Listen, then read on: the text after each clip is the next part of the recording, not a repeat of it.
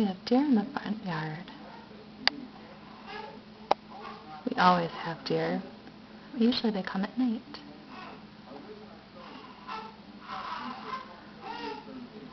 I think we're going over here to see if there's any food out for them, but we haven't been putting out food. They're very tame, and it's really a joy to see all the wildlife. Oh, there's some more. It's pretty cool. Aaron's crying and the TV's on. We're having lots of fun. Oh, it's time to go over there.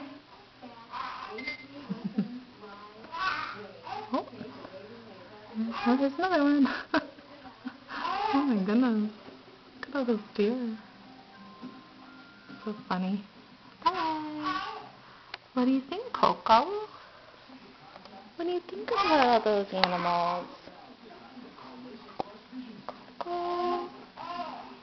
Are those your friends?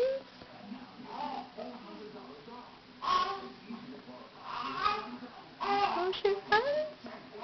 Let's go ask Aaron what he thinks. Aaron. Oh, I was trying to get him some toys. Aaron. What do you think about the deer? What do you think? Yeah? Are you almost 12 weeks old? Yeah? Oh my.